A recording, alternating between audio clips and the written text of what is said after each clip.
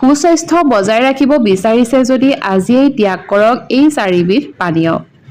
চিকিৎসক তথা পুষ্টিবিদসকলৰ মতে ছালৰ সৈতে অন্তৰ স্বাস্থ্যৰ পোনপটীয়া সম্পৰ্ক আছে। আমি ভাল পোৱা কিছুমান পানীয়ই আমাৰ ছালখন কিন্তু একেবাৰে ধ্বংস কৰাত গুৰুতৰ ভূমিকা পালন কৰে। সেই অখাদ্যসমূহৰ বিষয়ে আজিৰ এই ভিডিঅ'টিৰ জৰিয়তে জানিম। নমস্কাৰ, আস্থা ক্ৰিয়েশ্যনৰ নতুন এটা ভিডিঅ'ৰ মাজলৈ আপোনালোক সকলোকে পোনপ্ৰথমে স্বাগতম জনাইছোঁ। ভিডিঅ'টিৰ প্ৰথমতেই আপোনালোকক কওঁ যে নিতৌ এনেধৰণৰ নতুন নতুন আপডেটসমূহৰ কাৰণে আমাৰ চেনেলটি যদিহে এতিয়াও আপুনি ছাবস্ক্ৰাইব কৰি ৰখা নাই তেনেহ'লে নিশ্চয়কৈ চেনেলটি ছাবস্ক্ৰাইব কৰিব আৰু নতুন নতুন ভিডিঅ'ৰ বাবে চেনেলৰ কাষতে থকা বেল আইকনটো প্ৰেছ কৰি থ'ব। বজাৰত বিভিন্ন ধৰণৰ পানীয় পোৱা যায় যি সোৱাদত অতি সোৱাদযুক্ত আৰু ইয়াক খোৱাৰ পিছত আমি সতেজ অনুভৱ কৰোঁ।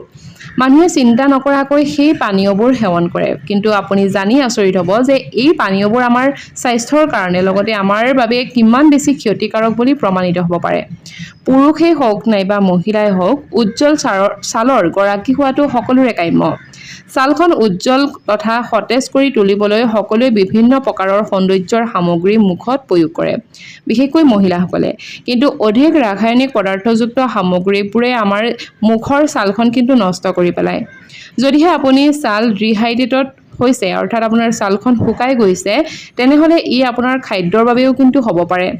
চিকিৎসক তথা পুষ্টিবিদসকলৰ মতে ছালৰ সৈতে অন্তৰ স্বাস্থ্যৰ পোনপটীয়া সম্পৰ্ক আছে। গতিকে আমি ভাল পোৱা কিছুমান পানীয়ই আমাৰ ছালখন কিন্তু ধ্বংস কৰাত গুৰুতৰ ভূমিকা পালন কৰে। আৰু সেই অখাদ্যসমূহ কি কি আজিৰ এই ভিডিঅ'টিৰ জৰিয়তে আপোনালোকক যিহেতু জনাম, গতিকে প্ৰথমতে কওঁ যে প্ৰথম বিধে হৈছে সুৰা। সুৰা কেৱল স্বাস্থ্যৰ বাবেই নহয় বৰঞ্চ ছালৰ কাৰণেও অত্যন্ত ক্ষতিকাৰক। ইয়াত কিছুমান বেক্টেৰিয়া পোৱা যায় তথা যাৰ কাৰণে ছালৰ সৈতে পোনপটীয়া সম্পৰ্ক আছে। সুৰা সেৱন কৰিলে ছাল ডিহাইড্ৰেট হোৱাৰ লগতে ওঠকেইখন শুকান আৰু ছালখনৰ উজ্জ্বলতাও হ্ৰাস হৈ যায়। দ্বিতীয়বিধ হৈছে ছ'ডা। ইয়াত উচ্চ ফ্লুকোজ কৰ্ণ চেনি থাকে, যাৰ কাৰণে ছ'ডা খালে ৰক্ত শৰ্কৰা বৃদ্ধি হয় আৰু ছালখন নিষ্পাপ যেন দেখা পোৱা যায়। তদুপৰি ই অন্তৰ স্বাস্থ্যৰ কাৰণে খুব বেছি ক্ষতিকাৰক। চতুৰ্থবিধ হৈছে কফি। কেৱল কফিয়েই নহয়, ফ্ৰাপুচিনোৰ দৰে পানীয়ই আপোনাৰ ছালৰ কিন্তু যথেষ্ট ক্ষতি কৰিব পাৰে। বহুলোকে অন্তৰ স্বাস্থ্য আৰু মগজুৰ কাৰণে উপকাৰী বুলি ভাবিয়েই কফি খায়, কিন্তু কফিত মিঠা আৰু গাখীৰ মিহলি কৰিলে ই আপোনাৰ অন্তৰ স্বাস্থ্যৰ কাৰণে বৰ বেছি ক্ষতিকাৰক হৈ পৰে। চতুৰ্থবিধ হৈছে এনাৰ্জি ড্ৰিংক। এই পানীয়বোৰে আপোনাৰ BMI বৃদ্ধি কৰিব পাৰে, লগতে ইহঁতৰ সেৱনৰ কাৰণে আপুনি হতাশা আৰু উদ্ৰেকত ভুগিব পাৰে। এক অধ্যয়নত দেখা পোৱা গৈছে যে এনাৰ্জি ড্ৰিংকছ সেৱন কৰা লোকসকলে আন নিচাযুক্ত দ্ৰব্য সেৱনৰ প্ৰৱণতাও বৃদ্ধি পাব পাৰে। আমাৰ শৰীৰত আটাইতকৈ গুৰুত্বপূৰ্ণ অংগটোৱে হৈছে লিভাৰ।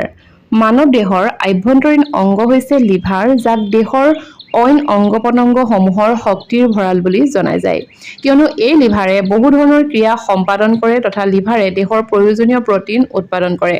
কিন্তু আপুনি বাৰু জানেনে কিছুমান খাদ্য আছে যিসমূহ খাদ্যই আপোনাৰ লিভাৰটো কিন্তু ক্ৰমে দুৰ্বল কৰি নিয়ে। ইয়াৰ লগতে কিছুমান খাদ্য আছে যিবোৰ খাদ্য খালে আমাৰ লিভাৰটো আৰু বেছি শক্তিশালী হৈ পৰে। তেনেহ'লে আজি বলক জানো এই ভিডিঅ'টিৰ জৰিয়তে আপুনি আপোনাৰ লিভাৰটো ভালে ৰাখিবৰ কাৰণে কি কি খাদ্য খাব লাগে। এগৰাকী চিকিৎসকে কৈছে যে ৰঙা চাহ আৰু ব্লেক কফি মানুহৰ লিভাৰৰ কাৰণে অতিকৈ উপকাৰী। যদিহে ৰঙা চাহ আৰু ব্লেক কফি খাবলৈ বেয়া পায় তেনেহ'লে আজিয়েই খোৱা আৰম্ভ কৰক, কিয়নো কফিয়ে লিভাৰৰ চিৰচিছৰ আশংকা প্ৰায় 44% কমাই দিয়ে আৰু কফিয়ে এণ্টিঅক্সিডেণ্টৰ মাত্ৰা বঢ়াই তোলে। লিভাৰৰ ইনফ্লেমেশ্যন কমাই লিভাৰৰ আকাৰ হ্ৰাস কৰিব পাৰে আৰু লিভাৰ কেঞ্চাৰৰ আশংকা হ্ৰাস কৰে। একেদৰে চাহৰো আছে লিভাৰ ভালে ৰখাৰ বিশেষ গুণ। যদিও গ্ৰীণ টি ভাল বুলি কোৱা হয়, কিন্তু ৰঙা চাহৰো আছে বহু গুণ। লিভাৰৰ ক্ষেত্ৰত দুয়োবিধ চাহেই লিভাৰৰ উৎসেচকসমূহ বৃদ্ধি কৰে, লিভাৰৰ অক্সিডেটিভ ষ্টেজ কমাই দিয়ে, ফলত লিভাৰত জমা হোৱা বেয়া চৰ্বিসমূহ খুব সোনকালে ক্ষয় হৈ পৰে। সেউজীয়া শাক-পাচলি, ক্ল'ৰফিল দ্ৰব্যই লিভাৰত জমা হোৱা ধাতু, ৰাসায়নিক দ্ৰব্য, খাদ্যৰ দ্বাৰা লিভাৰত জমা হোৱা কীটনাশক দ্ৰব্য আদি বিয়োজন কৰি নিষ্কাশন কৰিব পাৰে।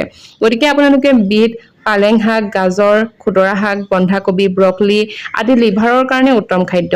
আৰু এই পাচলিসমূহত থকা দ্ৰব্যই লিভাৰৰ উৎসেচক ক্ষৰণত সহায় কৰে। ইয়াৰ উপৰি আপোনালোকে বাদামজাতীয় খাদ্য লিভাৰৰ কাৰণে বেয়া বুলি এটা বদনাম আছে, কিয়নো ইয়াত চৰ্বি যিহেতু বেছিকৈ থাকে, কিন্তু প্ৰকৃততে বাদামজাতীয় খাদ্যত থকা চৰ্বি হৈছে আনচেচুৰেটেড চৰ্বি, যিয়ে লিভাৰৰ কিন্তু উপকাৰহে সাধন কৰে। আনহাতে এই বাদামজাতীয় খাদ্য থাকে যথেষ্ট এণ্টি অক্সিডেণ্ট প্ৰটিন আৰু ভিটামিন প্ৰত্যেক দিনে এগিলাচকৈ যদিহে আপোনালোকে বিটৰ ৰস খাব পাৰে তেনেহ'লে খুব বেছি ভাল কিয়নো ইয়াত থাকে নাইট্ৰেট আৰু এবিধ মূল্যৱান এণ্টি অক্সিডেণ্ট যাৰ নাম হৈছে বেটালিনছ যিয়ে হৃদযন্ত্ৰ আৰু লিভাৰ উভয়কে সুৰক্ষা কৰিব ই ইনফ্লেমেশ্যন কমায় আৰু অক্সিডেটিভ ষ্ট্ৰেছ কমাই তোলে গতিকে মানুহৰ লিভাৰৰ কাৰণে প্ৰয়োজনীয় অন্য এবিধ খাদ্য হৈছে আঙুৰ আঙুৰৰ লিভাৰ সুৰক্ষিত কৰি ৰখাৰ বহু বেছি গুণ আছে তাৰে ভিতৰত ৰঙা আৰু সেউজীয়া ৰঙৰ আঙুৰত বহু বেছি পৰিমাণে ৰেছভেৰিটল নামৰ পোষক দ্ৰব্য থাকে গতিকে এই আঙুৰ খালে লিভাৰৰ ইনফ্লেমেশ্যন কমে আৰু এণ্টি অক্সিডেণ্ট বেছিকৈ উৎপাদন হয় ইয়াৰ উপৰি হালধিও কিন্তু খুব বেছি উপকাৰী গতিকে আপোনালোকে হালধিও খাব পাৰে কাৰণ ইয়াত এণ্টি ইনফ্লেমেশ্যন গুণ থাকে দৈনিক খালী পেটত যদিহে আপোনালোকে 1 চামুচ হালধিৰ ৰসে লিভাৰৰ সাংঘাতিক উপকাৰ সাধন কৰে গতিকে এইকেইটাই আছিল আপোনালোকে লিভাৰৰ কাৰণে খাব পৰা খাদ্য যেনে ধৰক বিট পালেং শাক ইত্যাদি আৰু লগতে হালধি অৰ্থাৎ কেঁচা হালধি গতিকে ভিডিঅ'টো চাই কেনেকুৱা পালে জনাবলৈ নাপাহৰিব নতুন এটা ভিডিঅ'ৰ জৰিয়তে লগ পোৱাৰ প্ৰতিশ্ৰুতিৰে আজিৰ এই ভিডিঅ'টিৰ পৰা বিদায় দিছোঁ